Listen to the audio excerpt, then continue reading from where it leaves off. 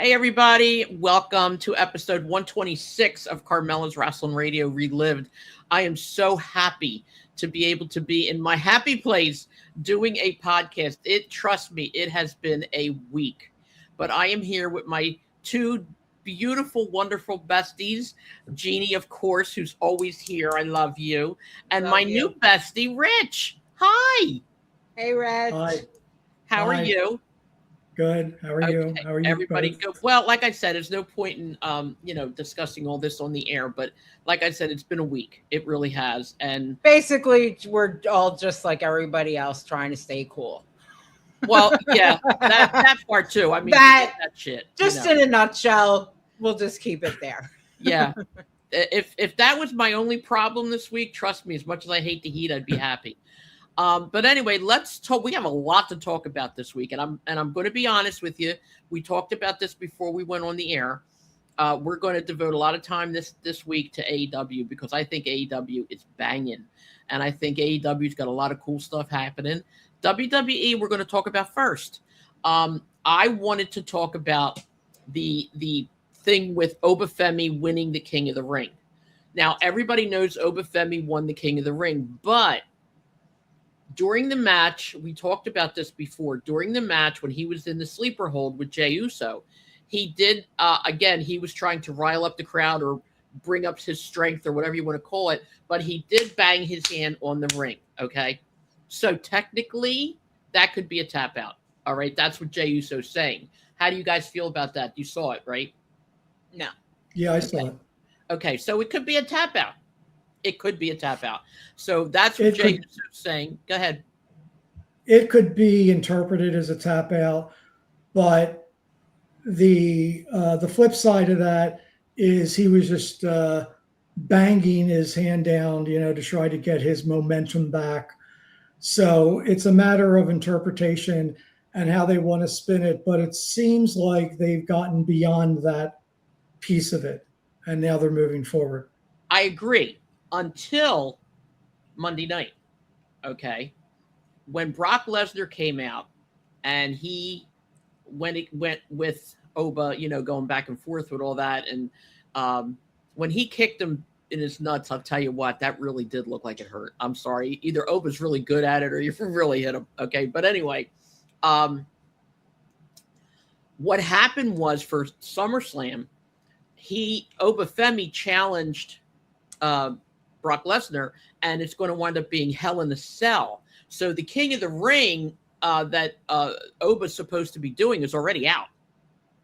So with that said, maybe they're going to take it away from him due to the quote-unquote possible tap and do this because the King of the Ring is for SummerSlam. I don't know that they can extend that or if they would extend it or maybe give somebody else another shot at the King of the Ring or whatever.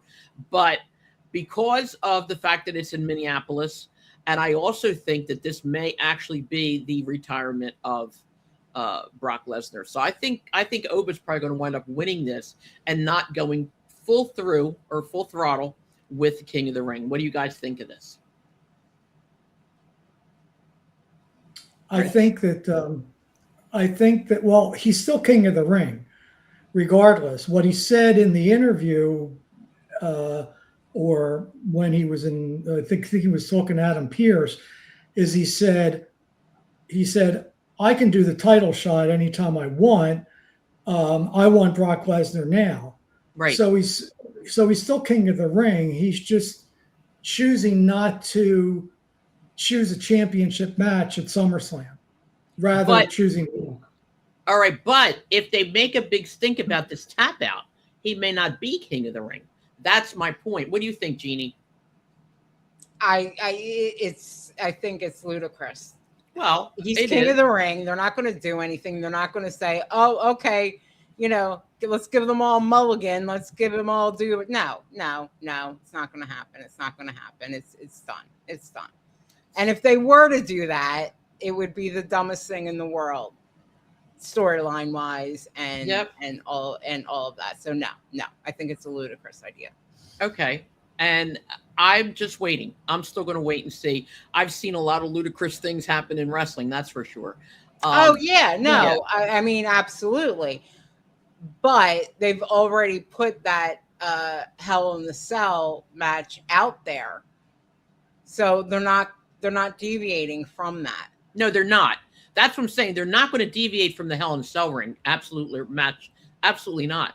My concern is what's going to ultimately happen. Well, we'll see. I mean, I've been wrong before, but we're going to ultimately see what's going to happen with this. And speaking of Oba, I just have to bring this fact up. Last week, we were having a heated debate over his stupid imitation, horrific Fargo strut entrance. Oh my God. And after it dropped, our good friend Michelle, she agreed with me. She's like, and he even said in an interview, I guess when he was still with NXT or whatever, that it is he kind of made Ric it Flair. that, well, Yeah. Ric Flair does the Fargo strut. Yeah, he said. It's Yeah, the he same said thing. Ric Flair. It's the same Yeah. thing, you know. And same with and I think Chuck even said, "Oh yeah, well, you know, when Vince McMahon used to come out, that used to irritate me to no end too, because that was a horrific version of the Fargo strut, the Ric Flair walk, whatever you want to call it. It's originally the Fargo strut." So I was right. Okay, I was Rich, right. I want you to teach me how to make a bell ring, because this way, when Jeannie gets it right, we'll go ding, ding, ding, ding, ding, and give Jeannie the props for that. I stand back here on that one. I'm giving it to you. You're right. Okay. I'm not saying he's cheap, but it's a version of it, and it sucks, and he should stop. So he just there you go. he just added the other stuff, but I'm gonna stay back on that one. Rich, what do you think about all this? About the About about the About deviation, which originally what we were talking about, not my little. Well, both. You can talk about the King of the Ring and her little strut thing. well, I mean, you could say that Jeff Jarrett imitated the Fargo strut too. Everybody, I think everybody winds up doing that. Yeah, everybody. I mean, if it's meant to be a Fargo strut, it's a horrible deviation of it.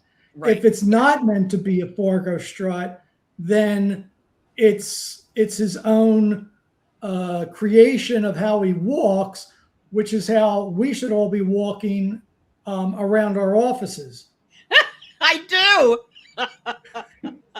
You know, Of to show course him you who's know boss. that. Yeah. Yeah, I walk around you my know, office show me- sometimes going like this. Yeah. But So also, go ahead. I was going to say, I mean, it depends on how you interpret it. So I have no bone in this fight. I'm going to let the two of you argue it out. Yeah. Okay. And how about the King of the Ring? And for the record, to be perfectly clear, I don't care if somebody does the Fargo strut, Ric Flair, Jarrett. You know, there are people, you know, who have done it. But if you're going to do it correctly. Don't make a mockery out of it, is my point. It's the mockery that pisses me off, that irritates me. That's Okay. all. But in all fairness, I hear what you're saying. Let's just go back just a minute on this. No one does the Fargo strut like Jackie Fargo, first of all. That's that, number one. Number two, even in an interview, he did say it was similar to, he tried to do the Ric Flair thing, which you're right, is the Fargo strut, and added some of his own stuff to it, which when he first came out, he labeled it as a Nigerian war dance. So I don't know, maybe that is what he's doing, and he's trying to, I don't know, like I can't imagine somebody like Oba doing the strut anyway, but in all fairness, you know what we ought to do, Rich? Let's find the Fargo strut. Our next podcast, show me how to do it, and we'll put it up here. Like no one can do the Fargo strut like Jackie Fargo, period. Okay. We can do that. And everybody has imitated him. Everybody. And Yes, everybody, yeah. But the people who mostly, not all, but mostly the people who have imitated him do it well. Yeah. They do it. Right, but they're giving great. homage. Right. Flair was amazing. Like it was good. I don't. It's my own personal pet peeve and opinion that if you're going to do it correctly. If you're going to make a mockery out of it, now I have an issue with you. That's all. That's all. Okay. Okay, we'll leave it at that. Jeannie, you're funny. Would you like my opinion now on King of the Ring? Yes. Yes, I would.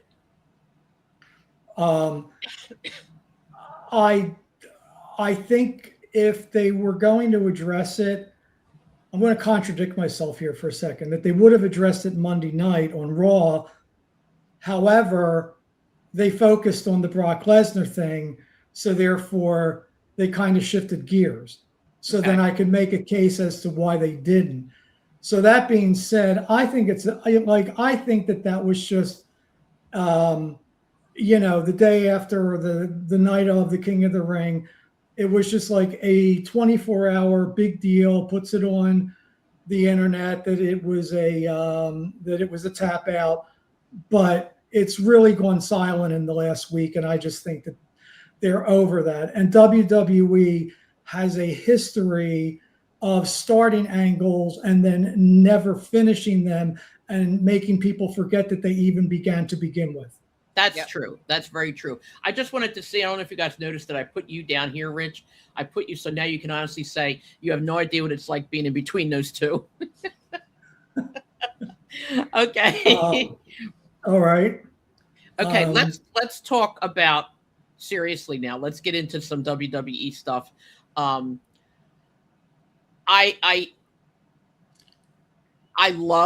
absolutely love the fact that Roman Reigns is going to fight Seth Rollins at SummerSlam. That is something, and I see that that's your background, Rich. That is something that, in my opinion, has been a long time coming, and I think it's finally here, and I think it's a good idea. What do you guys think? But they've wrestled before each other. They have many times. Yes, they have. The last time they wrestled, I believe, was in WrestleMania 40 or 41, but it wasn't like presented like this. This is like the closure, as you would say, or whatever. This is like a brother to brother, supposedly, kind of thing. It wasn't, I love the match. I'm just saying. Yeah, they have. It's been done and done and done and done. So, but we'll see, because according to what was said, and I have to go back and look at it, but I mean, I'm sure they're right. Roman has never beaten Seth. So, well, that's the whole premise of the thing. Right. What do you think's going to happen? That's the whole premise. Right. Do you think Roman's going to finally beat him? Yes. Okay, Jeannie?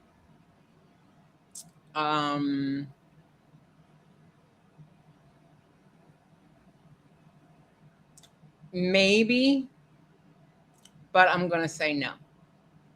Okay. Only because they can keep it going for the next paper. 20 years. Yeah. Yeah. Do I think Roman's going to win? Probably. Do I want Roman to win? No. Because I would prefer Seth Rollins winning, because I believe that Roman, and as much as I love Roman Reigns, I do, I just think I'm a little bit tired of this tribal chief and the, I'm the boss and I'm the do-all be-all and I'm this and I'm that. And I'm just tired of it. I want to see what they're going to do with Seth Rollins. I want to see, because now technically everything that he's been through is like behind him now. So there's got to be something. What'll happen is that Seth will win, but he'll have help. I think either way there's going to be the feud's going to continue. The feud is, I have no doubt, because I don't think either one of them plans on retiring or no. quitting The only difference is that Roman is in and out all the time, but I still think that I don't know that they should keep this going between Roman and Seth. I do think it should come to an end, but I do think that Seth has, in my opinion, a bigger future than Roman does, because what else can they do with Roman over and above the tribal chief? Rich, what do you think of that? Well, just like you, I'm tired of the tribal chief and the bloodline stuff, and they're continuing to, do another version of it now. And it just keeps going on and on. I think I talked about this before. I'm really tired of it. Yeah. And when other than the raising the finger in the air and saying, acknowledge me, he does have the ability to do some great promos, Roman Reigns. The problem is that he doesn't do it, because 98% of the stuff is just, it takes up 10 minutes just for the entrance alone. And then he gets up, and just says, acknowledge me. And as soon as he says, acknowledge me on Monday night, he gets interrupted from Seth Rollins. So he didn't even have a chance to say anything. However, I will He say, sucks on the mic. He always has. He's what, never honey? gotten better. He sucks on the mic. Yeah, he does. He is bad from the beginning, from day one, from Shield.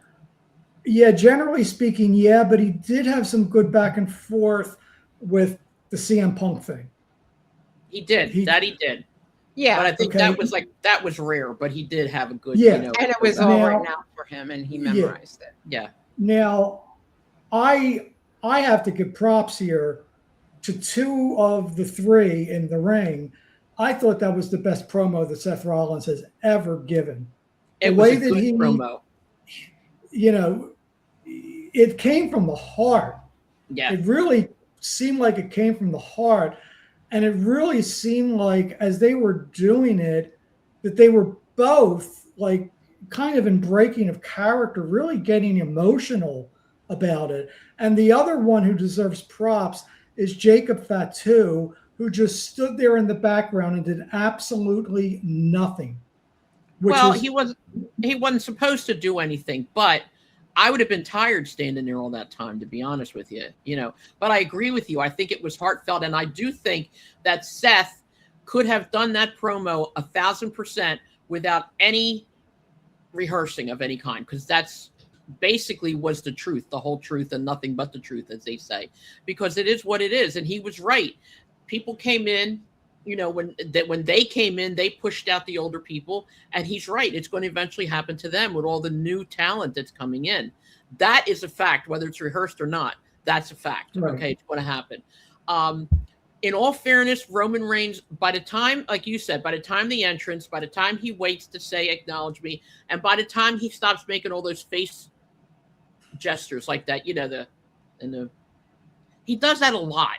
And I don't know whether that means he's getting angry and his face is starting to jitter. I don't know. But I'm tired of those faces too. I really am. Maybe he can't help it, but I shouldn't say that. But it is what it is. But I think that that's going to be a really good match. What I think they should do is make sure, and this is probably not going to happen in WWE, but make sure that nobody else is allowed around ringside. That, I think, would make it a good match. Whether it's, predetermined or not, which it will be. But I'm saying I think with no interference at all would give it a whole different realm to people. Well, I think if there's interference in this, then it totally just blows the whole thing. Right. And just blows the whole concept. I mean, that would be, in my opinion, the worst possible booking angle of having interference, because it totally defeats, for either side, the whole purpose. Right. And Seth Rollins, who I presume is now a face because he went up against the Vision, I don't really see on his side who's going to interfere on his behalf, because the only one that he's really partnered up with is the Street Profits recently. But they could. They could, but I don't see a place where the Street Profits even belong as part of this, because they're not really part of the angle here at all. And you have his wife. But that's true, but you've got the conflict where his wife is still a heel and Seth is now a face. So does she, from a fan standpoint, is she interfering as a heel or is she interfering as a face? Obviously, she's interfering as a spouse.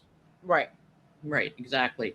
So I don't know. There remains a lot to be seen about that. SummerSlam, in essence, I think, at least with those 2 matches, with Roman Reigns and Seth Rollins and Obafemi and Brock Lesnar, I really think both of those matches are going to carry it over and above whatever else is going to be there. And it's funny because, like, looking at Brock, going back to that again, he seemed like he was really happy. And Brock is never really happy, but he seemed like he was really going along with it. From what I've read, he really, really likes Oba. He gets along with him. He thinks that he's the next big thing, and I think that he wants to pass the torch to him. So he may wind up losing, like, for real, when he decides to, if this is in fact his retirement match. So who knows, you know? But I mean, look at it this way: if Brock loses, then he lost his retirement match. But then so did John Cena, so did AJ Styles, yeah, and so did who was before AJ Styles? Gunther retired. Who else before John Cena and AJ? I forgot now. Goldberg? Between Goldberg, after Goldberg, there was 3 recently. But anyway, I don't know if they want to make Brock lose that retirement match. So I don't know. But then again, if Brock beats Oba, then I think it would be better. If Brock loses to Oba, I think it would be better, because that would give Oba the next big thing jump. If Brock beats Oba and Brock retires, where does that leave Oba? Like, yeah, well, he's the next big thing, but he still couldn't beat the big thing. You know what I mean? I don't know. I think Brock's gonna lose. I would love to see him lose, and that would then push Oba forward more, I believe. That's how I feel about it. You guys, what do you guys think? It would make 0 sense to me to have Obafemi lose, Right. because they built him up so much. Okay, so he lost the last one to Brock, so now they're saying, okay, it's 1-1. Yeah. So here's the rubber match. If they have Oba lose this time, that really blows any, in my opinion.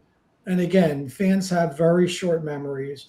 But I still think that the concept of him losing blows any future buildup for him, and really, really, really loses a major, major amount of credibility.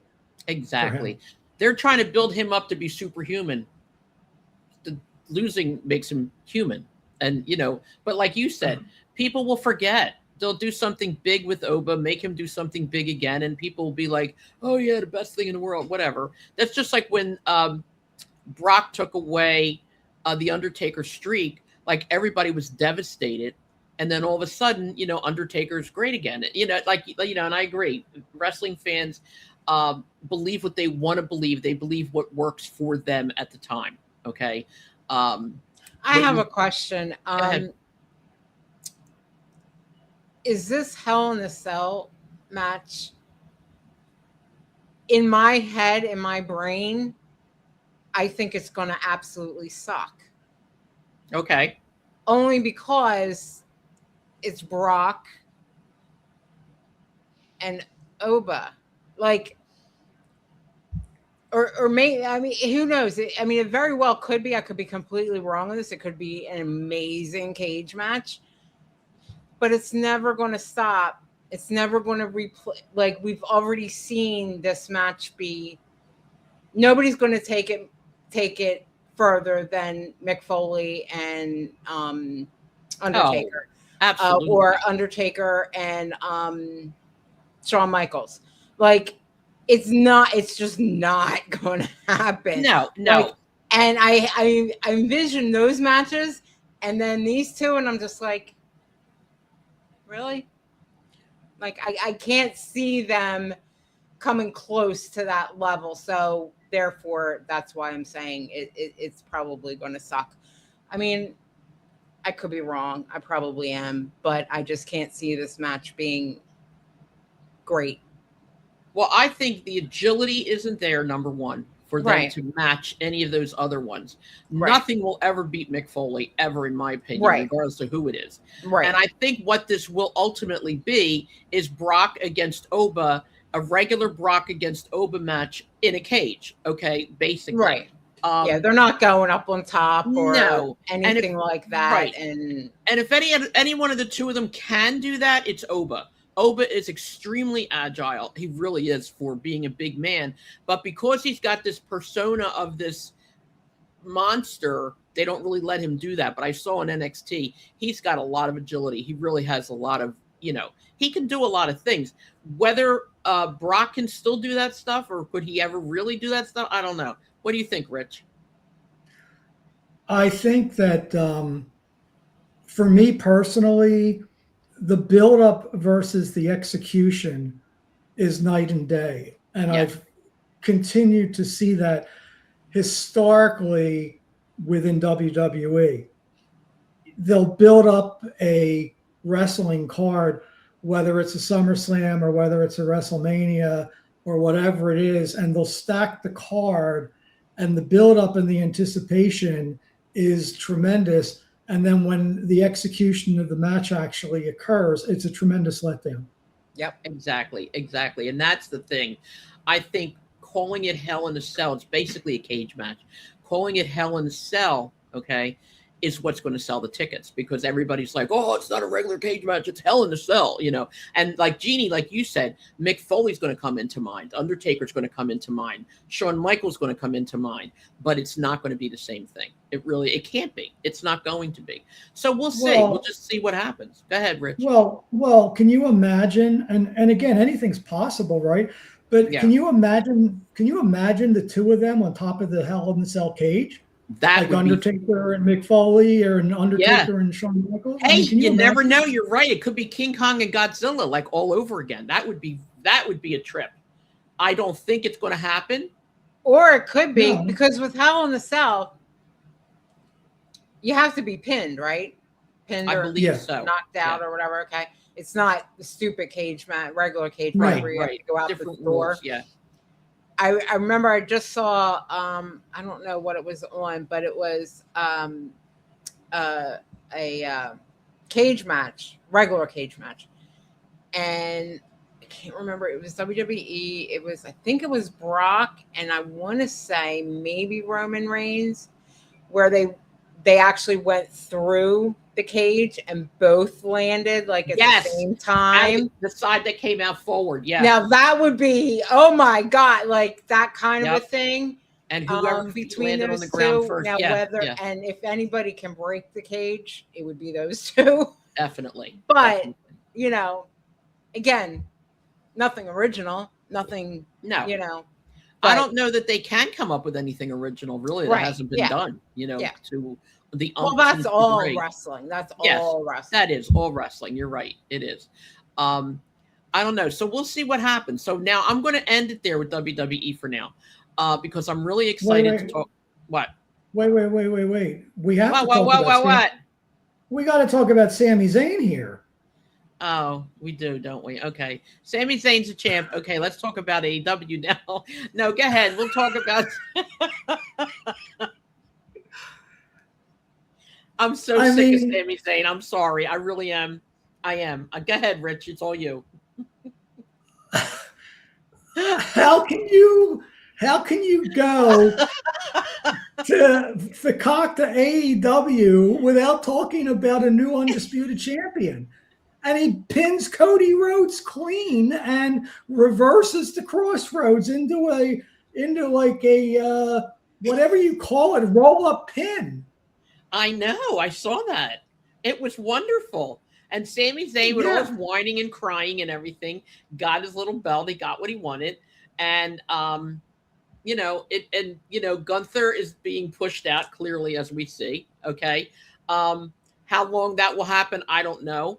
I clearly think personally, and I know this is stupid, and I know everybody's going to disagree with me, but I clearly think that was a part of a reason to have Kevin Owens come back. It's just a feeling that I have, because Kevin Owens is back. But, Sami Zayn was always the underdog. Sami Zayn was, poor Sami. He was never an undisputed champion. He this, he that. If I whined and moaned, and I do, I really do. I was just going to say, wait. If Shut up. you I were do. to, I said, I admit it. I admit it. I do whine and moan. But I'm saying if I did stuff like that at work just to get my way, I'd be out on the street. Because, how long can you whine? Is that what I sound like, really? Like Sami Zayn? Oh, my God. This Maybe that's why I didn't want to talk about it. Sami Zayn's whining and moaning is over. Okay. It was a temporary thing. And if we want to talk about SmackDown spoilers that were taped after Raw, then that on next week's SmackDown, Cody Rhodes is fighting Sami Zayn for the title because they Well, had isn't a that match. tonight? Yeah, that's tonight. That's tonight. Yeah. Yeah, they You taped said it next Monday. week. Well, the match between Cody Rhodes and Sami Zayn is next week. Tonight is tonight is what? Cody versus Jey Uso, and the winner gets Sami Zayn because they both come out and congratulate him in the beginning. Sami Zayn, by the way, shoots on the fans for those who didn't support him. Mhm. But if Cody Rhodes wins that belt a week after Sami Zayn wins it, I am going to be major league pissed. I don't think he's going to. First of all, I think what's going to happen is Sami Zayn's going to keep it for a while. Not that long, but he's going to keep it. The only way, and here we go again, the only way that I think they would have him lose to Jey Uso is to fix the flub on the Obafemi thing and give Jey an opportunity. That's all I think. Or maybe the way it will happen is that it'll get so messed up that it's going to be, regardless, Jey versus Sami Zayn at SummerSlam anyway, to give him that opportunity that technically he should have had. I'm still talking about the tap out. That's just how I feel, but I'm just saying. So I don't know. Get I don't over know. it. Shut up. It's I'm not going getting over it. I'm going to whine about it, okay? Yeah. I'm going to give you another spoiler. I saw this last night on X. Okay. Sometime earlier this week, I don't know the venue, there was a 6-man tag team match. And on the one side was Sami Zayn, Jimmy Uso, and Jacob Fatu against the MFTs. Wait a minute. I thought they left. Who's on the MFTs now? I thought it was Solo by himself. No, the MFTs are still. I Maybe forget it was who the an third old person clip. was. Was it an old clip? It didn't have a date on it, but I thought it was current. I could be wrong. I was So going you to know say what what? it had to have been. Because they had this big brawl, brouhaha thing where the other two just left and Solo's by himself. I'll have to check on that. Okay, and if it was old, then I'm mistaken. But anyway, let's go to AEW. So see, there's bad booking in WWE too. It's not all Tony Khan, Well, right? did you want to give spoiler alerts for SmackDown or no? Do you have any for tonight? I have them all. Yeah, let's give them all now, so it'll redeem us. I'm not watching it regardless, Yeah. unless I hear something good. It'll Maybe I'll redeem us turn it for our previous flubs. Go ahead. Sami Zayn cut a promo on fans for turning their back on him. Cody Rhodes congratulated him on his title win before Jey Uso came out and said he needs the title for himself. That led to Adam Pearce booking the two in a #1 contenders match for later in the show, with the winner challenging Zayn for the title on Raw in Chicago on July 6th. Jade Cargill and Mitchin and B-Fab defeated Charlotte Flair and Tiffany Stratton and Chelsea Green. Okay. Ray Phoenix What defeated... universe is that even possible? But go ahead. That's why I don't watch WWE. Go ahead. Go ahead. Ray Phoenix defeated El Hijo del Vecino to retain the AAA Cruiserweight Championship. So now they're putting AAA matches on. And I don't like that. And I don't like that either. I don't like that. No, because it's bringing them down. It really is. I'm sorry. It's going to bring down the CWLL. It really is. But go ahead. Totally agree. Yep. Julia called out Blake Monroe backstage. Kiana James distracted Julia, who was then attacked by Monroe, but Monroe then attacked James as well. This is like can't miss television. Royce Keys interrupted Jimmy Uso and Jacob Fatu.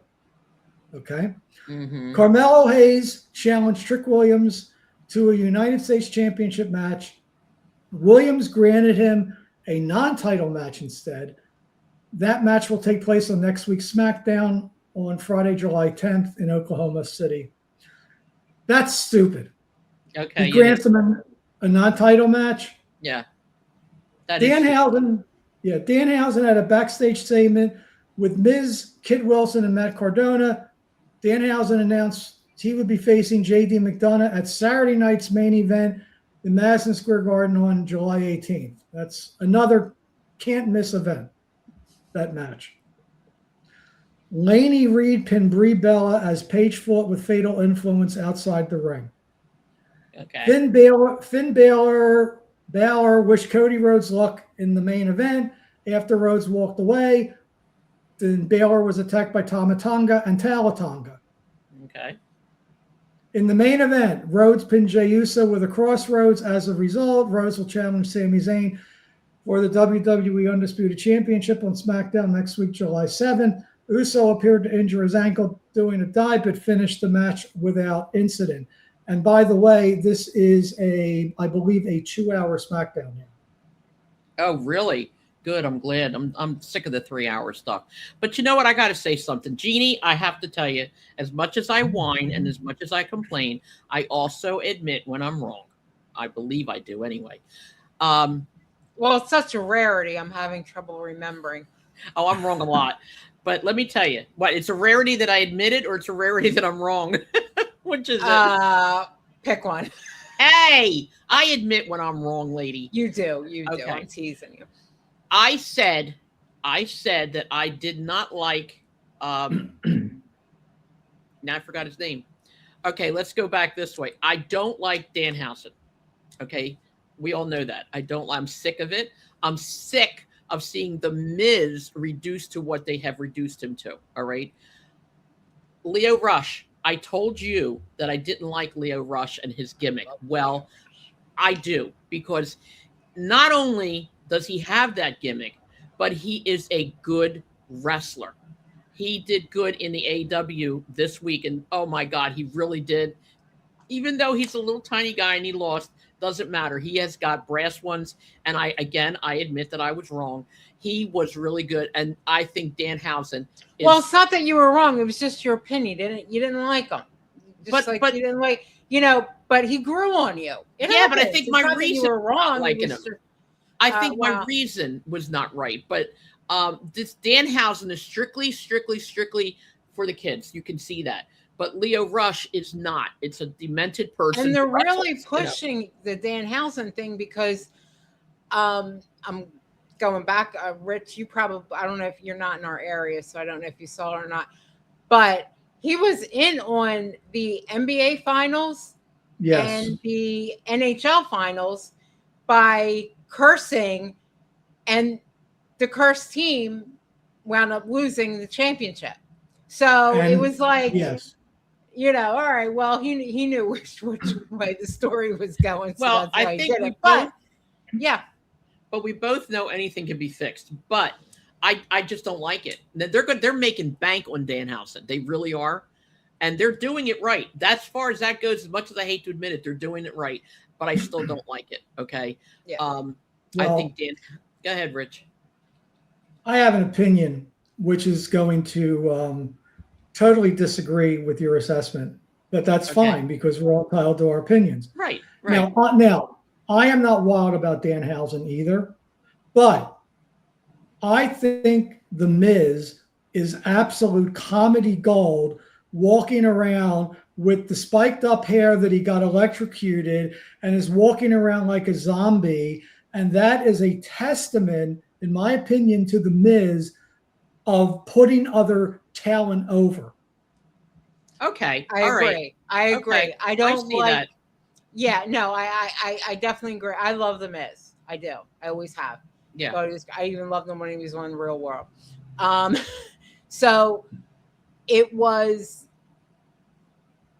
I can see both sides because I like The Miz. He is an amazing entertainer. He really is. He is, definitely. He absolutely is. How they're using him in, as far as the wrestling part, I don't like. He's better than that. Yeah. But he's still good. You know what I mean? Like, so. Well, I'm going to say this. I agree with both of you at this point. I do agree with you, Rich.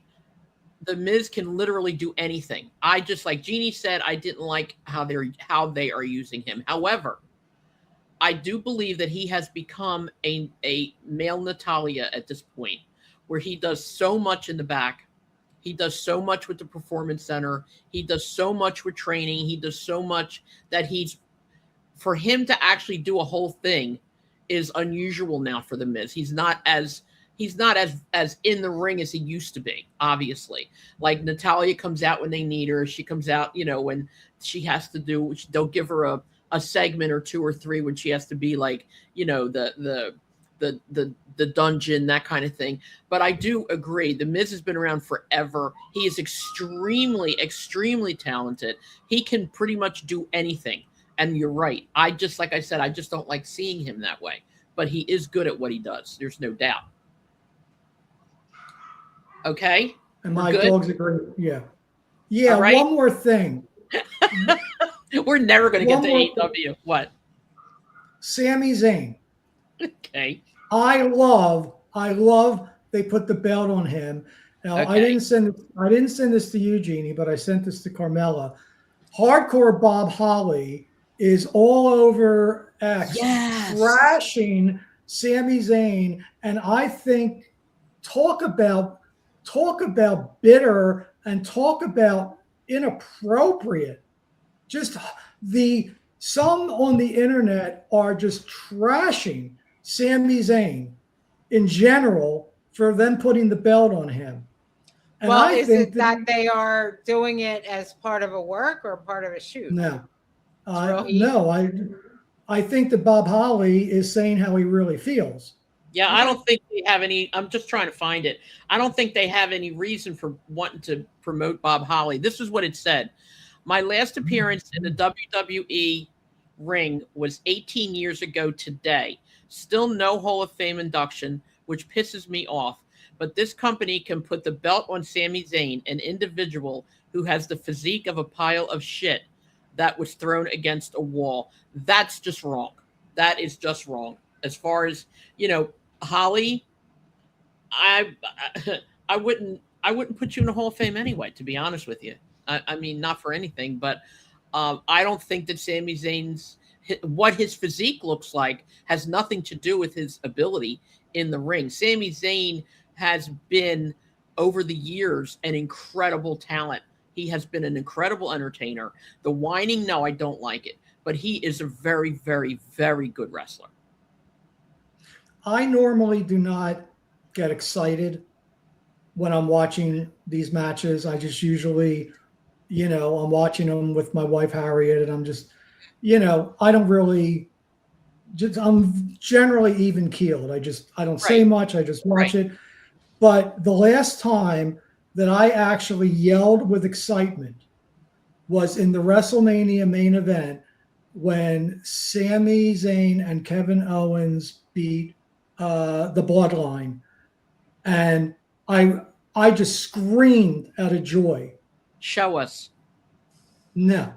Now. Come on, Rich. Just give us a little sample. And as far as Bob Holly's concerned, I got 2 words for him. Uh-oh. Sparky plug. That's how he started his career. Oh, okay. Sparky plug. Yeah, that's not going to go in. You don't remember that? I do remember the name. I don't remember a lot about it. I never really followed him, so I don't remember a lot about it, but I do remember the name. Yeah, Spark Plug Bob Holly, a racing car gimmick. Okay, okay. Then they renamed them Sparky Plug. No. I think, he has a lot of balls, I think, to complain the way he is. That would kind of be like, like today, that would kind of be like saying that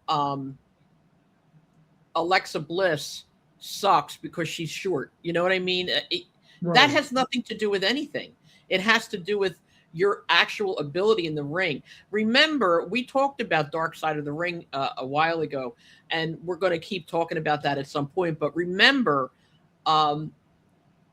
because of all the steroids and the drugs and all the deaths and everything else, WWE themselves a lot of that was Vince, but a lot of WWE themselves have gone away from that persona and realizing obviously that you don't have to do all that stuff to be able to be an extremely good athlete.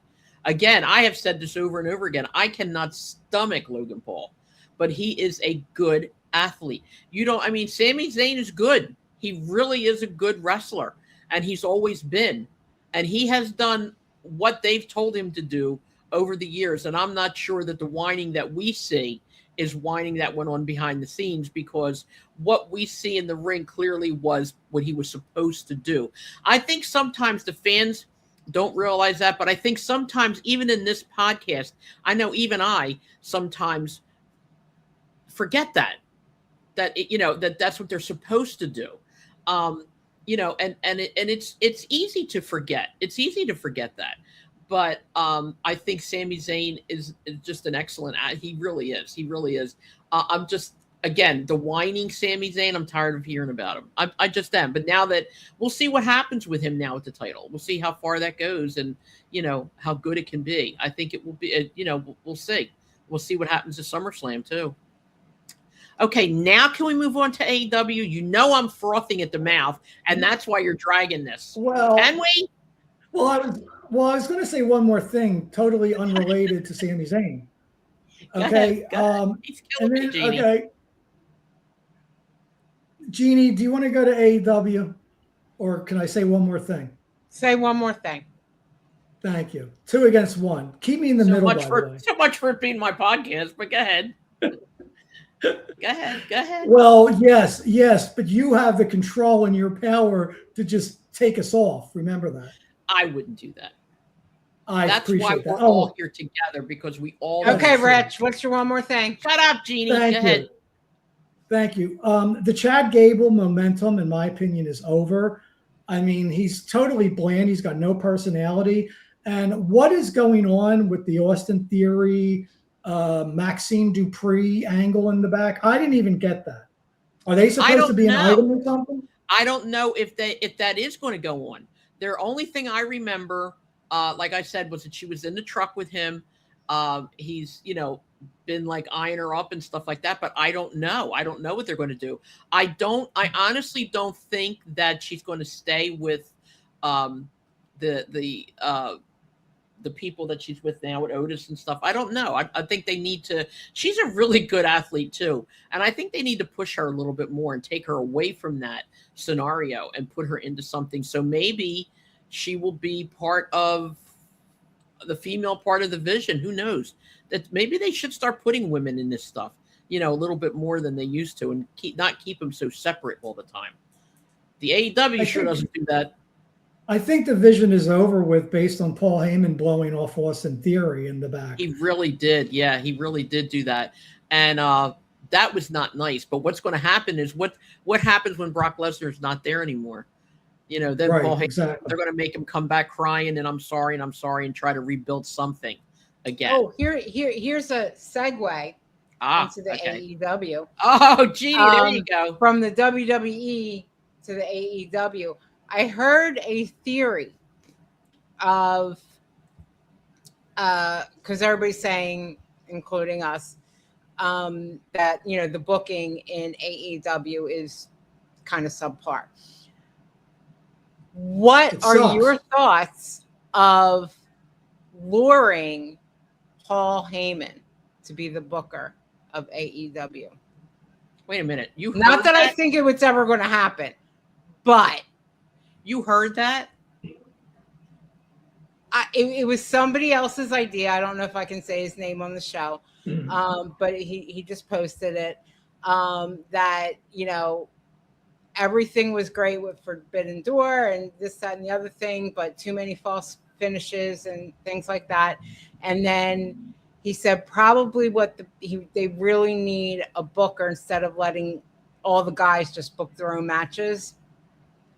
That it would be a great idea if they could lure Paul Heyman. It was just an idea, it's not a rumor that it's happening. No. It's just a thought. That would be a hell of a lure. I'll be honest with you. That would Yeah, be, I don't think it's really going to happen. But do you think he would do a good job at booking? First of all, I will tell you this. I don't care for Paul Heyman. I never did. Oh, I That don't doesn't- either. Yeah. That doesn't take away the fact that the guy is a genius. Oh yeah, yeah, yeah. Yeah. Agreed. Agreed. Yeah, I think he would be an excellent booker wherever he is. I think that they don't let him book enough. They don't let his opinion be noticed. He hates the Unreal thing. Yeah. Absolutely hates it. Never. Yeah. I mean, he's on it, but he says he doesn't I like it. He hate likes this, Kate. Yeah, but he I likes have to Kate be Lee. here. Right, Yeah. exactly. But I think he would be perfect. I do. I think he would be very good. And I think if the WWE or TKO or whatever the hell their name is now would let him do more, it would be a lot better. What do you think, Rich? I think that Tony would have to go begging to Daddy for an extra $7 or $8 million to give him in order to afford Paul Heyman. And if in that event, I think that it's very, it could be possible. But what do you think? How do you think he would do in AEW as a booker? I don't think he's a fit. Okay. I don't think. Why? Because I think he spent too much time in the WWE universe and would probably, even though he's very creative and yes, he's a genius, I don't think and this is not a criticism here, so this is just an opinion. I think that Tony Khan would hold a short leash on his creative and booking. And so therefore I think he would be restricted in what he's really capable of doing.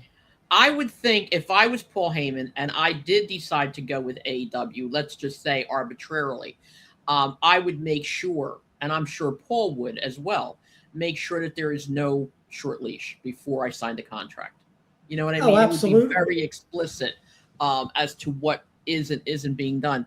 And I don't know about both of you, but I got to tell you honestly, I don't know who's booking. I honestly don't think it's Tony Khan, but I got to tell you, it's been getting better, and that's just an opinion. And I just love it. I love it. I watched Wednesday night on Dynamite, unbelievable. And I'm going to tell you something right now. Now that quote unquote Will Ospreay is a member of the Death Riders, I have a feeling that Will Ospreay is going to turn. That's my opinion. What do you guys think about that?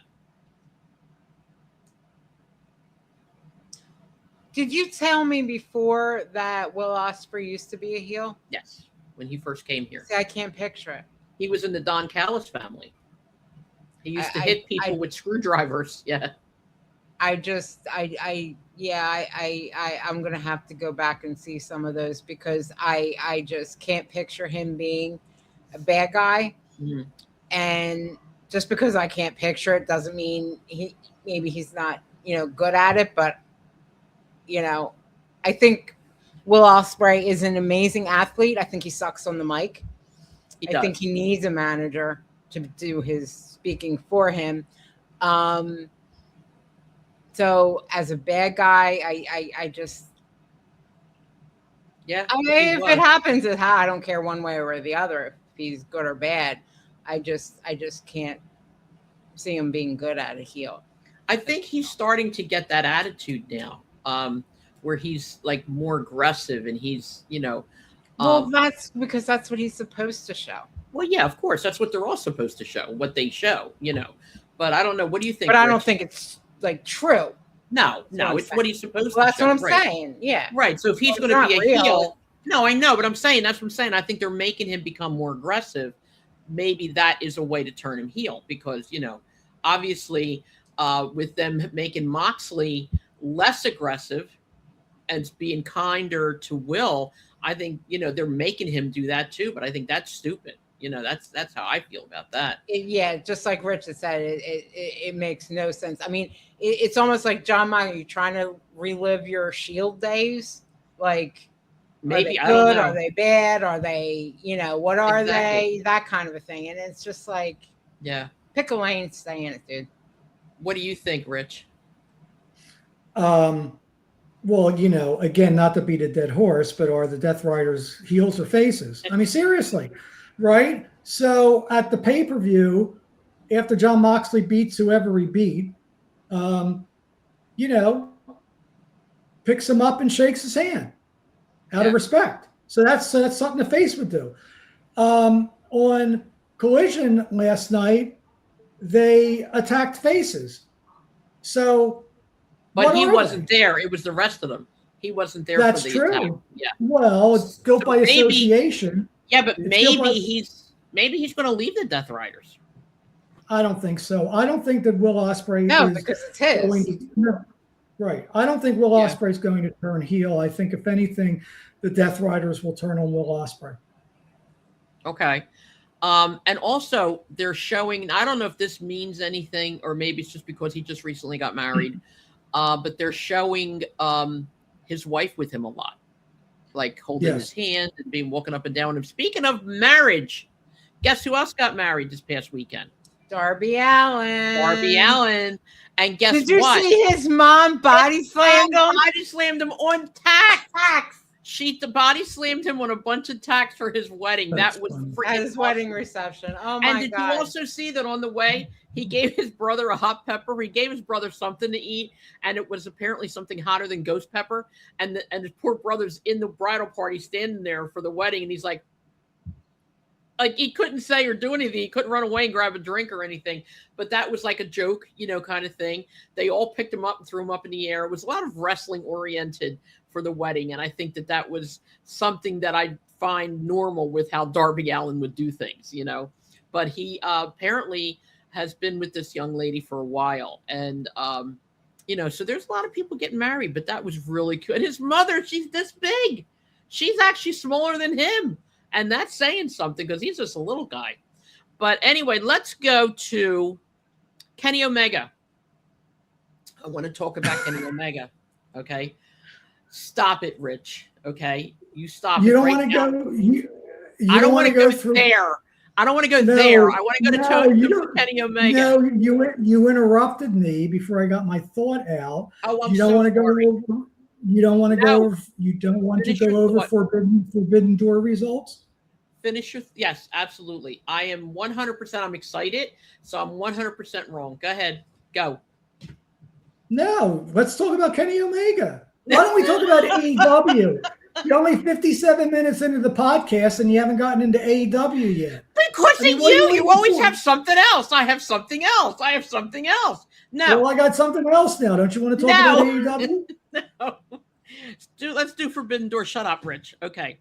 We're going to do Forbidden Door. Let's talk about that's why it's funny. I started to look at the paper that I have, and the second match said Kenny Omega, so that's why I brought it up. Go ahead, Rich. It's all you. Okay. By the way, between the pre-show and the pay-per-view, it was a total of 6 hours. I'm okay with that. I'm okay with that. I really am. I'm sorry. I know you guys are not. I know. But I'm okay with watching wrestling all damn day. I really am. It's just how I'm just okay with good wrestling. Yes. AEW. No, that was just good a stuff. Couple good matches and the rest is crap. No, that was good stuff. I'm sorry. I liked it a lot. I really did. What I saw of Forbidden Door, I was like, you got to be kidding me. And this other, I'm talking about. See, I can't help it. I keep jumping. This new guy, or is he new? I don't know. This EPL, whatever he is, the guy who fought. Yeah.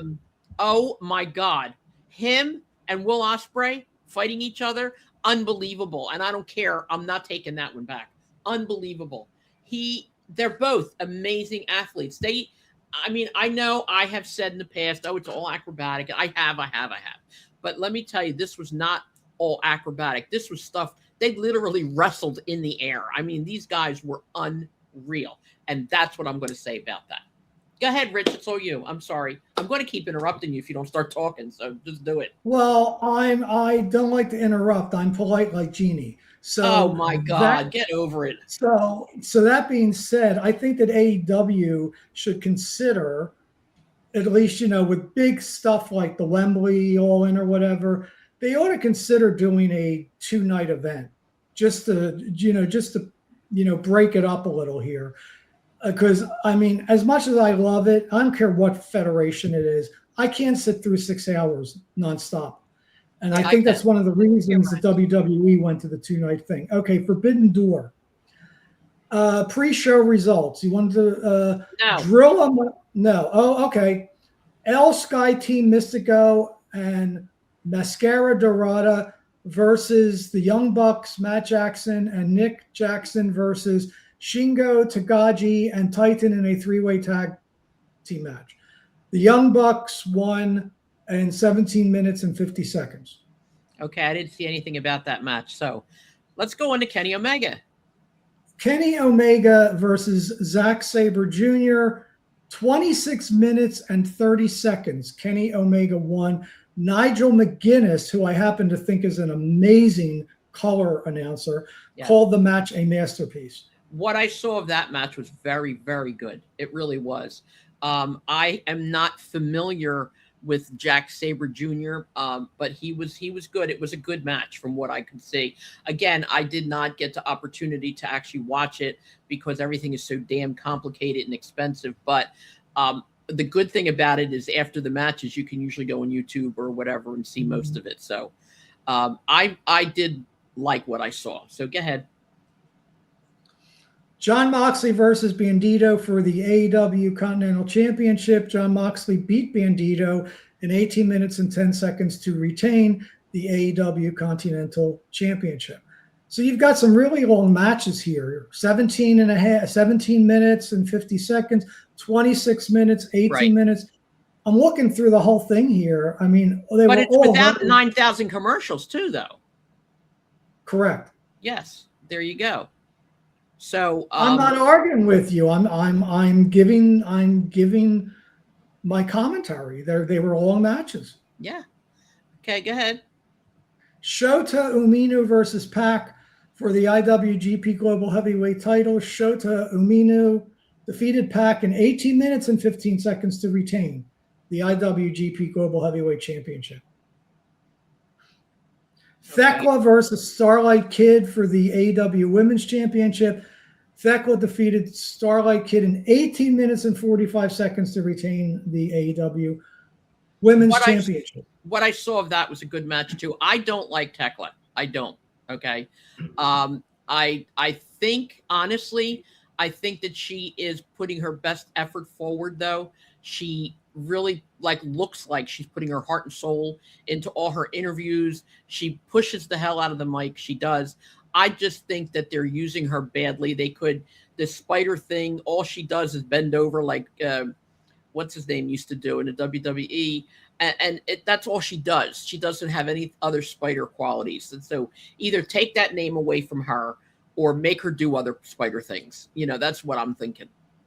What other spider things could she can't spin a web out of her? Well, I mean, out of her, there's nothing. But they're calling her the spider. So let's just say if she goes. No, I understand your presence, but there isn't anything more spidery that she can do. Well, there is. There is. If somebody, I'm going to tell you if you shut up for a minute. Okay, now while somebody's laying on the ring and she wants to pounce. Instead of running and jumping on, she can crawl like a spider does to her. And if she's going up the ropes, to go to the third rope and jump, she could go with an arm and a leg and then an arm and a leg and do it that way. That's spidery, okay? She can hiss a little bit like she's going to spit stuff out. Yeah. She can do something. They could do something else. And let me tell you, if they could create a web for Peter Parker, they could create a web for her. End of story. Change her name. I don't like the spider. You can't put CGI in a wrestling ring. They could try something. They could try something spitting out of her hand, her wrist. No. But that's what I think. Go ahead. Next one. Spider, huh? More of that brilliant Tony Khan booking, right? Oh my God. Adam Copeland and Christian Cage.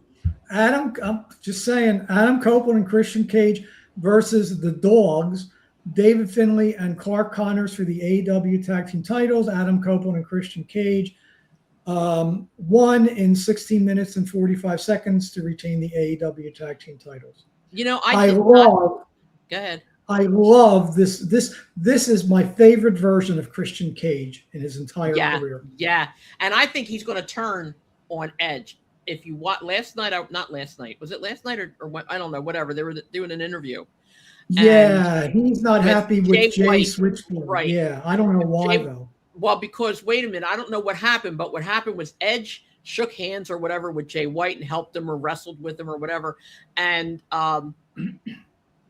Christian was like, "No, I have a problem with him," and walked away from Edge. Yeah, And I think yes. that's going to lead to something. But I'll tell you, I also didn't know that David Finlay is a fourth generation wrestler in the Finlay family, and his son either is going to be or is starting to train already. So I thought that was pretty cool.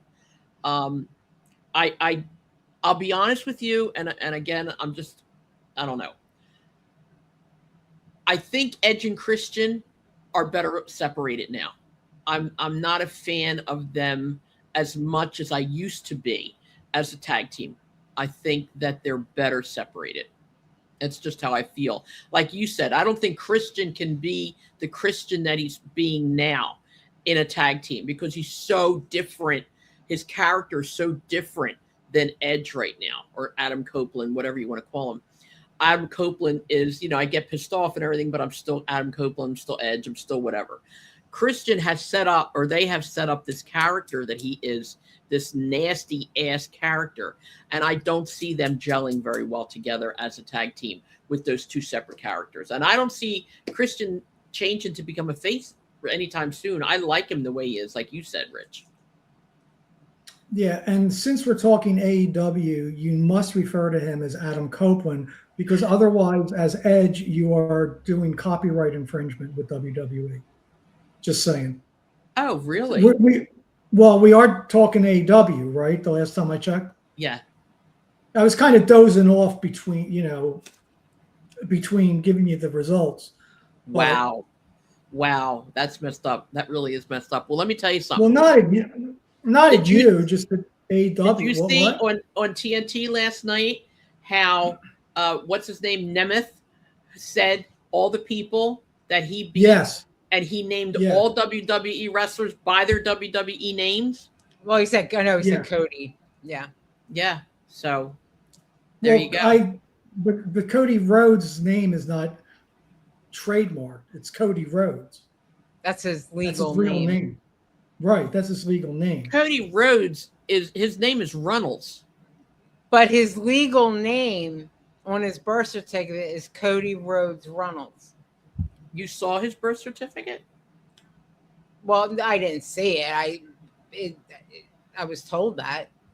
Yeah, I don't know. I don't know about that. I know his last name is Runnels, but I'm saying, do you know how many times Adam Copeland has been called by his WWE name everywhere in the world, and it's probably never going to stop? I mean, I don't know. I think you're just being an ass, Rich, and I don't like it. Now shut up. Go to the next match. He's right. Huh? He's right. What, that it's an infringement? Yes. Okay, then sue everybody. WWE, this is why WWE sucks, okay? WWE, when you sign with them, they own you. I know. They owe you your name, your likeness, your character, your this, your that, everything. When they get rid of your ass, the name stays with them.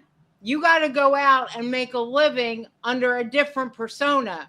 Yes. Because otherwise, Enzo Amore, same thing. Okay? He now has to wrestle. I mean, he just changed it up or whatever. But it's the same thing. Yes. Adam Copeland cannot be called Edge or he'll get sued. Right. But I can call him Edge. If you want to get sued, go right ahead. Well, then he may as well sue me, you, and everybody in the audience at AEW for how many people still call him that. I mean, that's going to be a whole lot of lawsuits. They probably won't, but they certainly are legally entitled to. I know. That's the point. on a more important note, what were you doing watching Nick Nemeth spew off the names of the people he beat when you should have been watching AEW Collision? I switched off. Oh, I watched okay. both. I went back. Well, plus, I'm taping Collision, so I taped most of it. I'm going to start taping TNA too. But anyway, yeah. And I'm going to be honest with you. I'm not there yet with TNA. Not there. I got to give myself more time to watch. I'm just I'm not there. either. Yeah, I'm not either. Not right, a fan of a lot of stuff. Go ahead. Yep. Next match. Sami Zayn versus. Oh wait, I'm sorry. This is AEW. Mercedes. You know what? Moné, I'm taking him off the screen. Next time, that's your last shot. Go ahead.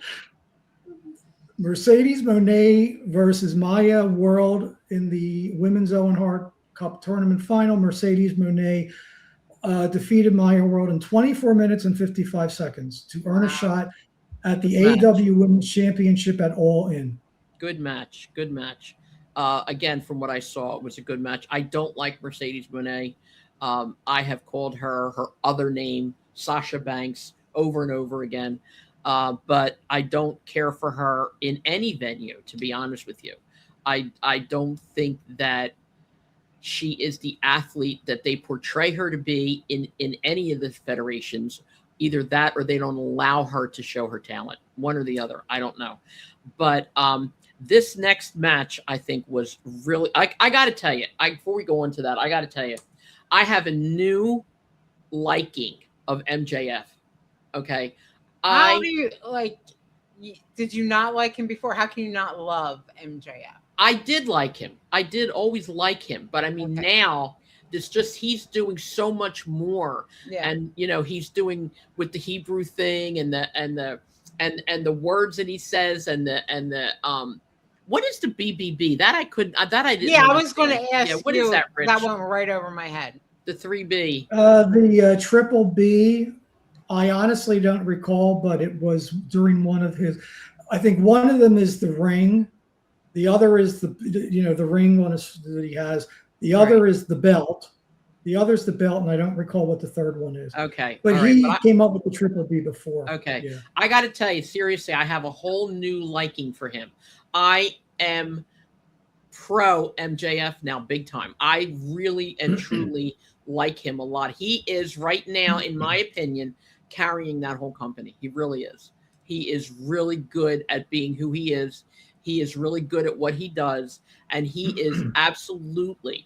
I may have to go out of my way to try and watch the next pay-per-view because it's going to be him and Will Ospreay, and I gotta watch it. I got to. I don't like the fact that some of their stuff is on Sundays, but I'm going to watch it. I don't care. That match is going to be phenomenal. What do you guys think about that? I think MJF has reinvented himself this go around. Yeah. I think he's gotten into tremendous shape physically as well as his wrestling skills. He's really now wrestling more, and his promos aren't as corny and overused, just ripping into the crowd or whatever. His promos are much more polished now. Which brings me to, well, we'll talk about it after because I have to mention that name. But let's do these last two matches because I want to talk more stuff. Okay. MJF, Kevin Knight, Kyle Fletcher, Kazuchika Okada, Andrade El Idolo. Thank you. And Jake Doyle versus Mark Briscoe, Darby Allin, Konosuke Takeshita, yeah. Orange Cassidy, Roderick Strong, and Kyle O'Reilly in a 6-on-6 cage match. So the Faces won in 30 minutes and 50 seconds in a steel cage match. Now, I will just say one thing about that, and then I will hand it over to you. Thank you. For your biased AEW opinion. Oh, my God. But that spot at the top of the cage with the thing blowing off and Kevin Knight falling onto the table is one of the most reckless possible things I've ever seen in my life. And how Tony Khan can allow that to happen and not protect his wrestlers is just beyond me. The guy could have killed himself. They could all kill themselves. WWE too. Stop it. All right, turning it over to me. I loved it. Okay. Again, what I could see, that was an incredible, incredible match. The things that they do, you're right. They are reckless. They are. I'm going to give you that. But I loved every second of what I saw. It was amazing. And I am, again, getting a new liking for Briscoe. I absolutely think that he is phenomenal. I mean, the more I watch, the more I like. And I'm telling you, I'm looking at these men and women and I'm seeing a whole different side of them. To me, I think AEW has gotten better and better and better over the weeks. I really do. That's my opinion. If anybody doesn't agree with me, I don't care. Now let's go to the last match. This last match, forget it. What? Wait a minute. Wait a minute. On the same subject, they built up this pay-per-view on this big 10-man tag team match, right, in this Fakakta cage. And the stipulation is that if Mark Briscoe's team wins, he gets a shot at the title. So what do? 3 days later, they have the match and he gets pinned cleanly. So they build the whole thing up for him to lose in 3 days. They could have done something to stretch that out. Horrible booking. They could have done something. They could have done something to stretch it out. The problem is, though, getting like WWE, there's too much going on at one time. So they're trying to accommodate everything that they're saying, but they're saying too much. It's just like with WWE. There's so many wrestlers now. There's so many stories. They're tripping over each other, which, again, I think should have better booking in both federations, to be honest with you. That's my opinion on that. Now go to the next match. Damn it. Say please. Do it, bitch. Please, Rich. Oh, you don't want to talk about Kenny Omega yet? You want the last match result? Yes, please. And then I want to talk about Kenny Omega, whether you like it or not. Fine with me. Will Ospreay versus Swerve Strickland for the Men's Owen Hart Cup Tournament Final. Will Ospreay wins in 35 minutes and 30 seconds to earn a shot at the AEW World Championship at All In. Incredible match. And I don't care who says what. That was an effing incredible match. That was unbelievable. I think that you won't see that in the WWE ring in the next 10 years. I'm sorry. You just won't. Okay? WWE matches can't go that That's long. not shattering news, Carm. No, it's not. But I'm telling you, because everybody's always pro WWE, and I don't like the fact that they're not comparing things properly. That's how I feel. Okay. I happen to agree with you that was an amazing match. My question is, what's next now for Swerve Strickland? They'll think of something. I think Swerve's probably gonna take some time off for a while because he's not involved really in much of anything coming up. But he'll be back. And then again, like I said, it's like too many dishes for dinner. You know, you can't really eat everything. So I think what's happening is, again, in both federations, they have to go back and forth with this. They have to take maybe one person out to push another and vice versa, you know. Then AEW must be a cash cow because they put people on the sidelines from anywhere from 6 to 12 months and continue to pay them. So they obviously have more money. So does WWE. Yeah, but WWE is a publicly traded company that's owned by a multi-billion-dollar company. And it wasn't always like that, okay? So don't even try it. You're comparing apples to oranges now. You're saying that WWE, what they are now with this billion-dollar company and blah, blah, blah, they weren't always like that. AEW has only been around for 10 years or so. Compare the two equally. But when WWE was not like that, they weren't keeping people on the sidelines for 10 to 18 months, continuing to pay them. They always paid their high people, when all the times they got hurt and everything else. Carm, that's wrong. No. The high people wrestled. You say even the high people, even Bruno. No, let's not go back that far. No. Well, yeah, but that's what we're saying. That far, they never used to do that. Even when Vince Jr. had it, if you were injured, sucks to be you. All right, go get healthy. And before if there's a spot for you, I'll think about it. Before TKO took over, that is not true. Before TKO took over, okay, WWE had changed more and more and more over the years when they had become more in and the more. 2000s, maybe. That's what I'm saying. I'm not going back that far. Back that far, they got paid $25 a match. What I'm saying is you can't compare the two equally, okay? That's what I'm saying. You're comparing a 10 or 9, 10, 11-year-old company to a company that has been around forever and has a bunch of people involved in it. Like you said, it's a stock trading company. It's gotten so much, and as much money as they have and as much money as they use and everything else, they are right now grabbing at straws because their commercials are ridiculous. They are not using the wrestlers, in my opinion, properly. They have short matches. I mean, come on. I'm sorry. I don't agree with you. I don't. So let me ask you a question. Yes. If you owned a wrestling company, right? It was your money. Yeah. You owned a wrestling company. Would you pay somebody to sit and do nothing for 10 to 15 months? If their wait a minute. Now let's talk about the contract. If their contract said, okay, that if I can't use them and they have to be out, and I agreed to that upon the contract, yes, I would have to. If I wasn't in a position to have that kind of money, I would have never put that in the contract. You're not understanding, or you're not remembering that there are contracts involved with everybody. Whatever that contract says is what has to be done.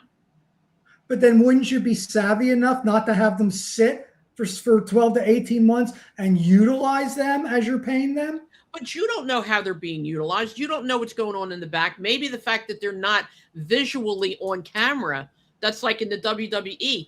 All of the wrestlers are at every single show, every single time. SmackDown is on Raw. Raw's on SmackDown. They're all together all the time. They could have taken these people that were seemingly off for 9, 10, 11, 12 months, whatever. Okay. Just like with Kevin Owen right now. He had surgery. Yeah. But while he was getting better and recovering, he's been doing appearances. He's doing that. You don't know what they're doing. Maybe these people are in the back training. Maybe they're doing stuff that that's not being publicized, like Natty, okay, like The Miz, like people like that. You don't know what's really happening behind the scenes. To us, maybe, yeah, they've been sitting for 18 months, but how do we know for real? Well, I noticed that in your examples, you're only bringing up WWE people that are doing other stuff. Okay, I don't see that AEW people that are sitting on the sidelines are out there doing other promotional stuff or stuff. Right. I didn't say that. But I said that because they showed Kevin Owens doing it. The AEW didn't show anybody who's on the sidelines doing anything in public, but that doesn't mean that they're not doing anything behind the scenes, helping with booking or helping train or helping with injuries or whatever. We don't know what's actually going on behind the scenes. Nobody does, even in WWE. But you're using a what-if scenario, a hypothetical scenario, and you don't know that they're not. But you don't know that they are. I never was assuming they are. I'm talking about the concept of paying people that sit on the sidelines for 10 to 18 months and continue to get paid. Right, but WWE does that too, is what I'm trying to tell you. Okay, and we don't know, but we have to stop comparing the two. Exactly, like you said. But that's what he's doing all the time. But they're both doing it. They are. They are both doing it. But like I said, in my opinion, I've never wrestled, but I know a lot of wrestlers. It's the best thing for the wrestlers. Maybe not for the fans, right? But for the wrestlers, it's they're getting paid. Where really not that long ago, I'm going to say WWE didn't change their policy until maybe the 2010s on up. Even in the early 2000s, it was, if you're injured, sucks to be you. Exactly. Okay. So now it's bad. Now, if they're not hurt and they still if that's what's in their contract, well, God bless. Make that money by sitting on your couch. Exactly. Or spending time with your family or whatever. I have no problem with it as long as it's good for the wrestlers. Right. You And I know? think ultimately, even a vacation, ultimately, it's like when the wrestlers go to overseas and stuff, and they go for these long weeks, in Saudi Arabia and Italy, whatever. Okay. A lot of what you see on Instagram is wrestlers having a good time while they're not wrestling. Okay. Now, I don't know this for sure. I honestly don't. But I do know years ago, okay, that when the wrestlers went somewhere and they were there for a week, all their stuff got paid for. Okay. Anything that they might have done over and above, they paid for, like little tours or this or that. But if a wrestler went, um, let's just say they went to Italy like they did, and they decided they wanted to go see the Leaning Tower of Pisa. Well, they're going to need guards. They're going to need crew if they're going to publicize it, whatever. So therefore, technically that's working. You don't know if they're getting paid or not for that. And can they walk around with no crew? I don't know. You know what I'm saying? So I don't know, honestly, what is going on behind the scenes. I do know that these are two completely different entities. I do know that the time frame for both of them is completely different. I do know that there is money involved in both of them. There's no doubt about it. Okay. I don't know what extent Tony Khan's father is wealthy. I don't know if he's 1 billionaire or 90 billionaire. I don't know. Okay. I don't know how much money TKO is. What I do know, and just what I see, not for sure, but just what I'm seeing on TV and what I'm reading about, the WWE is scrambling to either make more and more and more and more and more money and forgetting about the fans, or they're scrambling to make ends meet where they might not be able to at this point. AEW, in my opinion, you see it yourself with these 20, 30, 40-minute matches and wrestling all day long, that they are still, again, an opinion, looking out for the fans. And they're doing things without bombarding us with 9,000 commercials, okay, and 5-10 minute matches and large stupid promos. Okay, I was born and raised WWE, WWF, WWF, whatever. I have 63 years under my belt right now. Okay, no, I wasn't actively involved with WWE in the background and all that for 63 years. And I didn't promote shows for 63 years. No, none of that stuff. My stuff was mostly personal that I've shared with wrestlers. And that's how I got the knowledge, a lot of the knowledge that I had, because the things that they told me privately would have been the truth as opposed to what's going on. No, I don't have that connection today. I'm not going to lie about it. But I'm looking at two completely different organizations. And with my background, okay, it looks to me like one organization is still catering to the fans more than the other one. I'm not saying it just to put down WWE because I don't like a certain person or a certain thing there, or to put down the AEW because of that. I'm literally, as a podcaster, comparing notes and giving my opinion on what I can see, which is what I'm assuming we're all doing, unless Tony Khan's involved. I don't disagree with what you just said. Thank you. My pleasure. But do you agree? Okay, with so it? now let's go with, because Let's talk about Kenny Omega. Omega. All right. Let's watch, Jeannie. What were you going to Go say ahead. here? No, I Okay. was going to say go to Dynamite, but whatever. Well, this is kind of part of Dynamite too. Kenny Omega was given an option. He wanted to go against MJF for the belt. MJF gave him the same option he gave to Hangman Adam Page. If you lose this match, you will never be able to try for the title again. Okay. So with that said, Kenny Omega accepted, and that is going to, I believe that's going to be next week on Dynamite. Yeah. Yeah. So let's go to Dynamite, because to me, Dynamite was a very good show. Rich, you have the matches. Yes.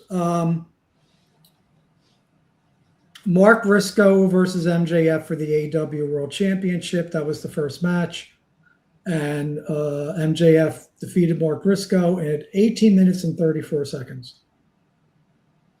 I think that, again, Mark Briscoe, same thing I said before, either needs a break right now, or he's being, put aside for now because there's so much going on with MJF and the title and all that stuff. He's got Will Ospreay at the next pay-per-view. He's got Kenny Omega next week. So and I mean, in all fairness, how many times can Mark Briscoe bleed like that without, having medical issues? So I think that was okay that he lost. I know you didn't like that, and I get that. But I think it's not Mark's time. I'm not saying that I didn't like the fact that Mark Briscoe lost. I'm saying I think he lost too soon. Right. And I agree with you. I do. I really do. But like I said, all things considered, he bleeds a lot. Maybe he needs a break. Maybe he just needs to heal.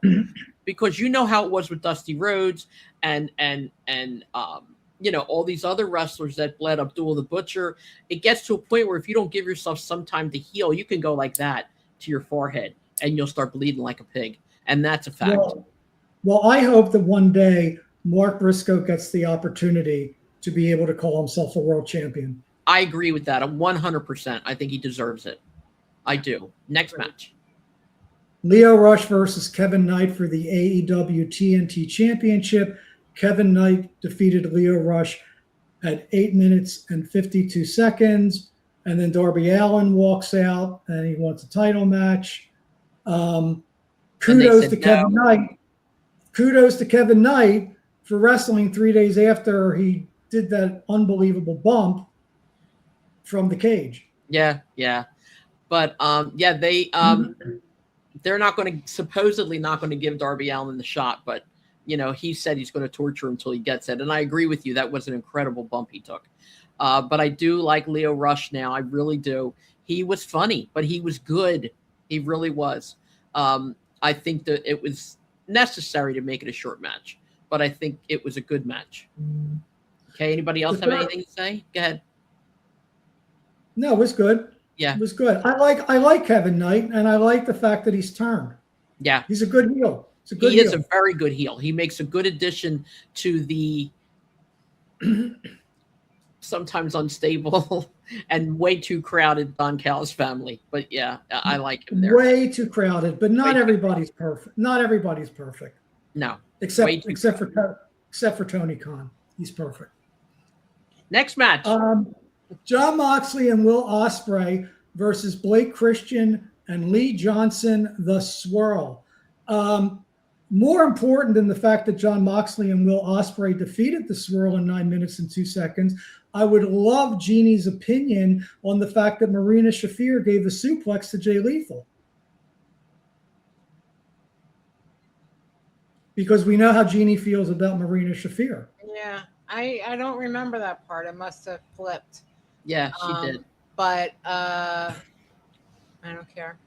Yeah, she doesn't like her at all. I don't like her. I don't like anything she does. She does not, nothing that I've seen before has impressed me of who she's supposed to be. So her giving some dude a suplex, like, so what? What girl? Hey, okay. Darby Allin's mother. I mean, come on. After Darby Allin's mother gave him the same thing, man. That was funny as hell. Yeah, that's not impressive. Okay, next match. Okay. Hikaru Shida versus Persephone. Persephone. Thank you. Versus Micah. Versus Harley Cameron. Versus Chris Statlander versus Queen Aminata in a survival of the fittest for the TBS championship. Would you repeat that name with a P, please? Because she eliminated Harley Cameron in 2 minutes and 23 seconds. Yes. Thank you. Okay. And then Hikaru Shida eliminated Micah at 7:34. And Parsippany eliminated Queen Aminata at 9 minutes and 48 seconds. And Chris Statlander eliminated Persephone at 15 minutes. Thank you. At 15 minutes and 29 seconds. And then Hikaru Shida eliminated Chris Statlander to become the TBS champion at 17 minutes and 29 seconds. That was a good match. I like that. I liked it a lot. Persephone has done a lot. She really has. She's come a long way. I think that Statlander I don't like the fact that Statlander lost. I think that they are holding her back again a little bit. I don't know why, but I think they are. But I think it was a decent match, and I don't know. I also like Harley Cameron. She's really a good wrestler as well. I'm not happy with how it went. I mean, that's just not what I would have done. But again, Rich, I wasn't the booker, so there you go. By the way, as you were adding your expert commentary, I did look up the Triple B for you, and it stands Okay. for Big Burberry Belt, whatever that means. Big. And so Oh. it's- It's the stripes. Are Burberry. Or Burberry. So Okay. he's calling his belt the Big Burberry, Belt. which Okay, has I got nothing it. to do with the ring or Wrestling. No.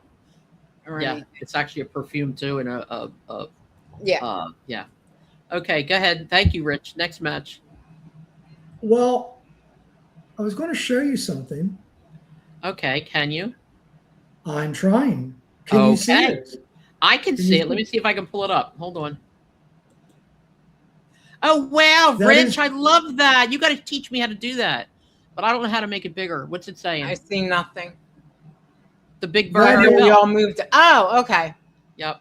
There we go. That Big is Burberry belt. that is the Triple B belt. So, Okay. Very anyway. cool. Very cool. That Yes. you got to show me how to do. Yeah, well, Wouldn't it be nice not to me. not to be nitpicky, but wouldn't it be the quadruple B? Big Burberry belt. Well, Burberry is Well, but- considered one word, Yeah, Still. Burberry is. like I know. wildflower. I you know. I'm just being petty and nitpicky, Okay. and because I'm over it. Go ahead. Okay, go ahead. So before the next match, they did the Omega thing where he was doing his promo, I guess giving his decision. Did you want to talk about that, or do you want to go to the next match? No, I think that I like we went Kenny over it. Omega, We went you over know. it. Next match. Yeah, we did. Next match. I don't think he's going to win. I don't think Kenny Omega's going to win, but I did like that whole I promo. hope not. Yeah, I don't think he's going to win. Maybe it's time for him to leave too. Who knows? What do you think, Rich? You think he's going to win? No. No. Absolutely not. No. No. So there you go. All right. Next And by match. the way, no, that was it. That was the end. Oh, okay. And by the way, what? By the way, I think Kenny Omega is an amazing wrestler. He is. Rich and I were arguing a little bit last night because Rich was saying that Kenny Omega is not in his best shape of his life physically. Did you see him there backstage with that Chris Jericho girth? I saw. I did. But that doesn't change the fact that he's still an excellent wrestler. Yes, he is. But Chris Jericho, to his credit, got back in shape and got rid of it. Kenny's got to hit the gym. Well, I think that he does, but I mean he does hit the gym, but I think that I certainly am in no position to tell somebody else that they don't look well physically. But I think that again, as we have seen in the past, your physical appearance or physical stature doesn't determine how good of an athlete or performer you are. So I hate saying performer, how good of an athlete or a wrestler you are. I don't like the fact that they're called performers, even though they are. I don't like it, but it is what it is. Well, I agree with you. There are some heavier male or female athletes that they can do it. They could JD Licious. I just was going to say that, Jeannie. I couldn't think of his name. mean? Yep, he Like, was phenomenal. okay. If someone is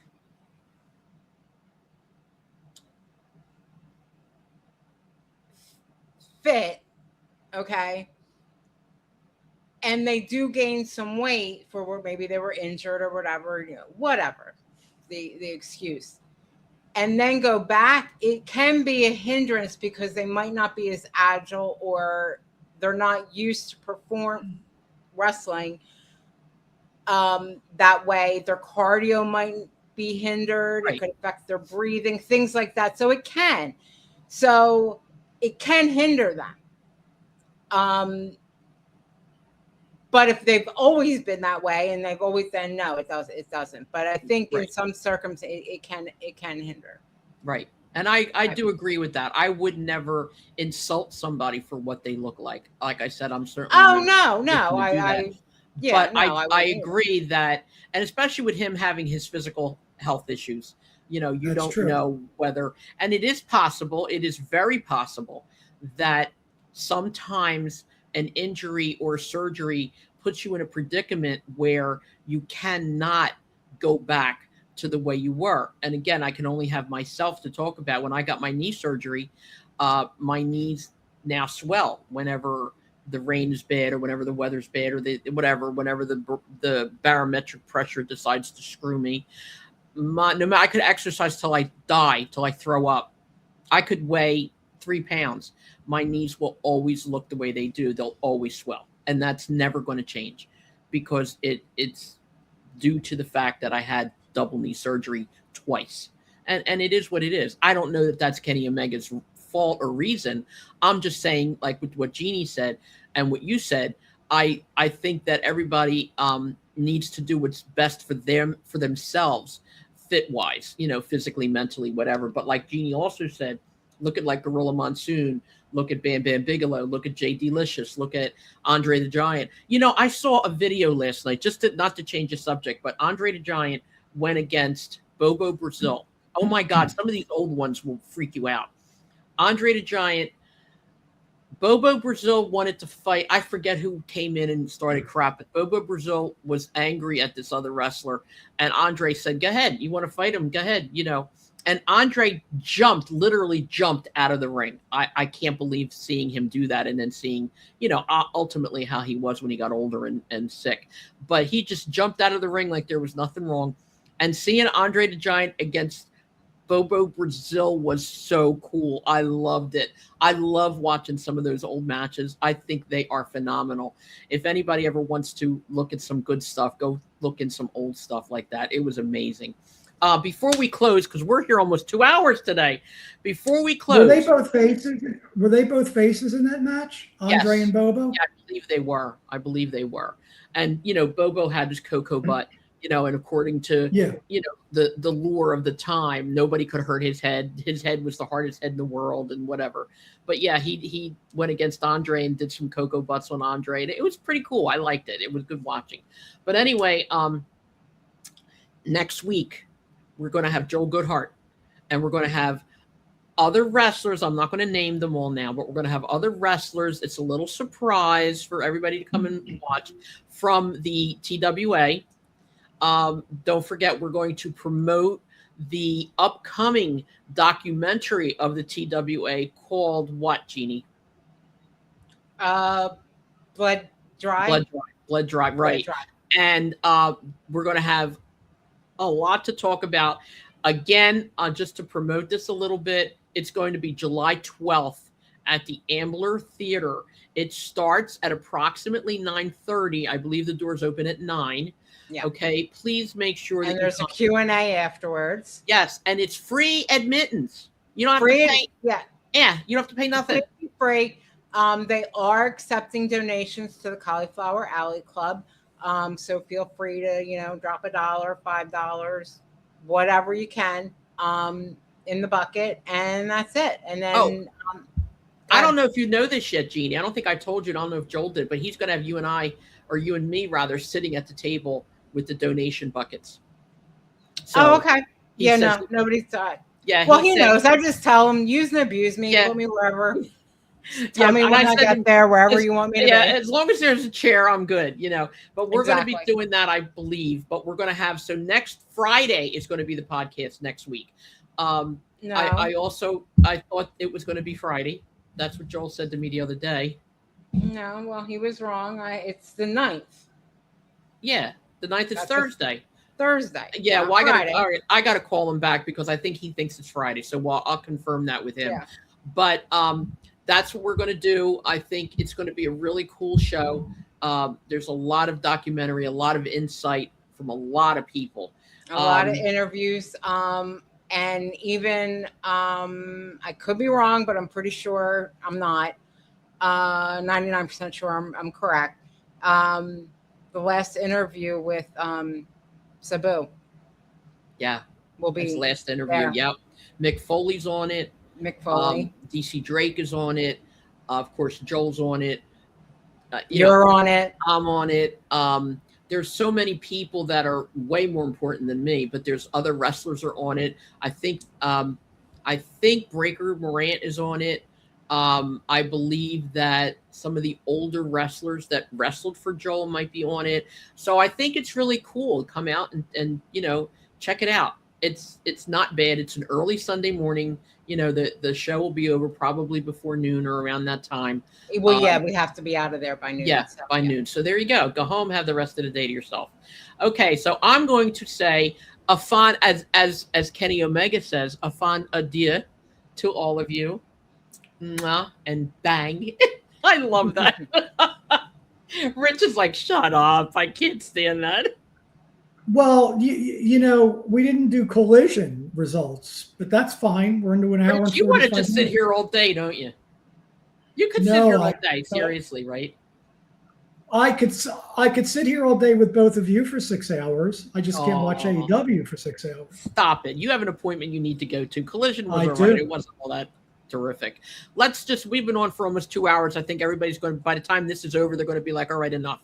So we'll gather everything together and we'll be back maybe next week. Let's see what happens in these next wrestling events.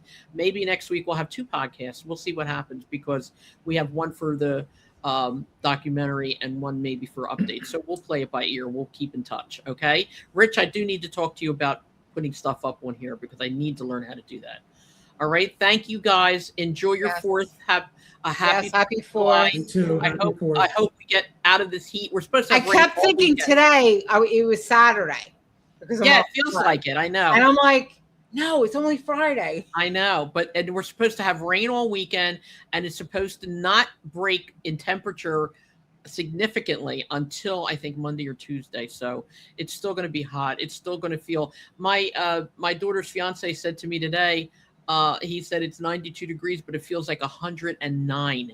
So please stay inside if you don't absolutely have to go out, and if you do, just do what you got to do and go back home. Stay hydrated. Yes, stay hydrated and look in on your elderly neighbors, please, because that is terrible, mostly for them, because a lot of people don't take care of themselves and don't look out for that. My air works. I'm good. I know where the cooling station is. Speaking of elderly, I'm fine. And then, I know where the cooling station is in my neighborhood. It's right down the street. If God forbid, Yeah. my AC craps out. Yeah, and I've been checking on Debbie. My daughter is going through some pretty rough stuff, and Debbie, God bless her, she's good. She's got her air on. She's got her ice bucket in the freezer, and we're doing what we can. So God bless everybody. Please take care of yourselves. Rich, I love the shit out of you, and I'm going to say exactly like that. Okay, Jeannie, always, you're my girl. Love the shit out of you too. Love you more. And I miss you guys when you're not here. And trust me, I absolutely love doing this podcast with you guys. Thank you for everything. Thank you. We will see you soon. Yes. Bye. Okay. Bye. Bye.